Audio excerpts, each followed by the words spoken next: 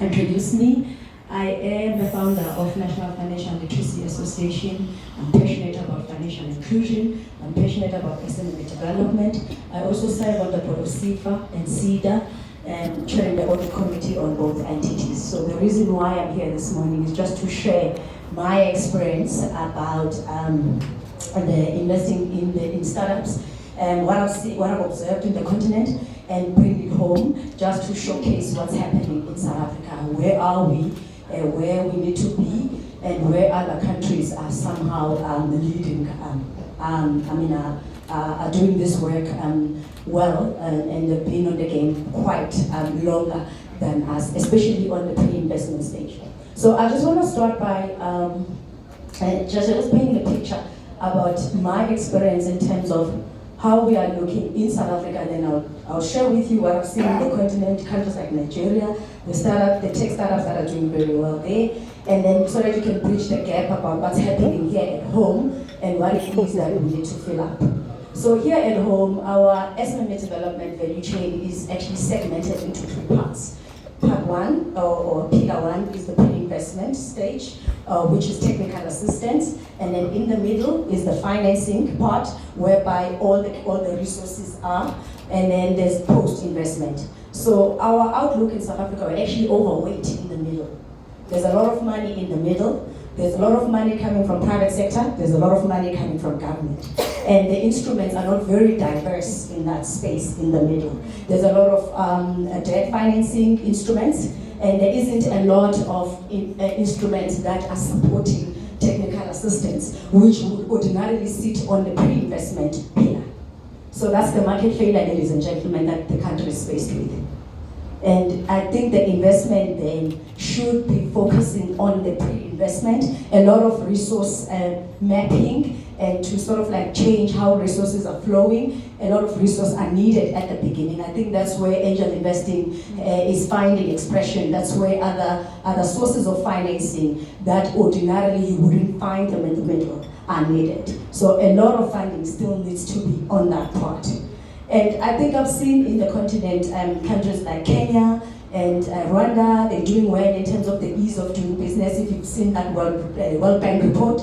And I've seen as well with the Global Startup Ecosystem Index that for 2023, SA is ranked #1. And then it begs the question, I don't know what parameters did they use to get to that point, but it begs the question of whether is it #1 because our financial system is mature, or are we #1 because maybe there's a magic one that happened in the past 24 months?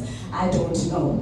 But the experience therefore is, SA is not the easiest of the countries to do business with. As we have all observed, I think the people that are working in the startup, they can attest to that.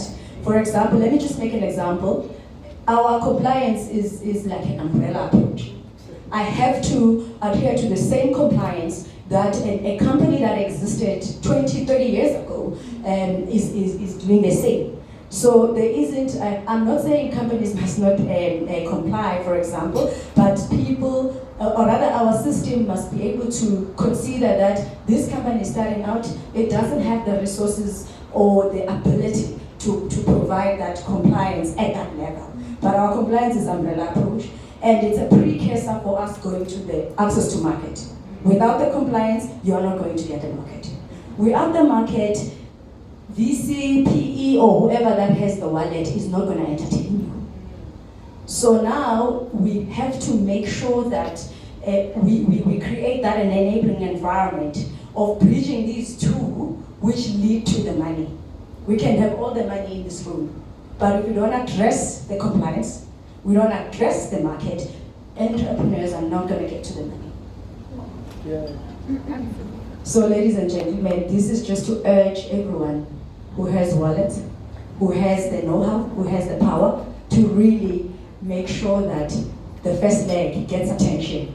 It's been like that for years. There's some degree of work, but it's not reflecting the numbers or what we ought want to see as we are putting our policies there. Those who are into policy advocacy, that's the space where we need to start advocating for more resources to support startups. Otherwise, it's going to be difficult for the country, or even in the continent at large. I mean, other countries have found the rhythm and it seems to be working for them. But here at home, we have the highest youth unemployment. We've got other socioeconomic challenges that we are faced with, and those are not going to be addressed if we are not creating an enabling environment for entrepreneurs to thrive. Whether they thrive to make our lives easy by bringing in tech that is going to, when you are in your house, you're going to see Pretoria and, and do stuff, I don't know, but whatever that they do, that is amazing. The innovation, it's all good and well, but we must also try and look into things that will assist in bridging the gap. As we all know, our country has two economies in one. There's a first world economy and a third world economy, and we can't ignore that fact. So there's a disjuncture between these two worlds, and for us to actually play a meaningful role, we need to bridge the gap and constantly narrowing that gap year in, year out, and that should be our target with our innovative programs to bring about change in South Africa. So that's where we are, ladies and gentlemen, and I think I would like to just share with you that maybe it's something that we need to collaborate on. It's not going to be done by one entity. It's not going to be done by government alone. It's not going to be done by private sector alone. It's a collective effort because the problem is bigger and wider, and it has been on for quite some time. It's going to take then a collective effort for it to work and create a much needed impact that we all want to see in this room. Thank you very much.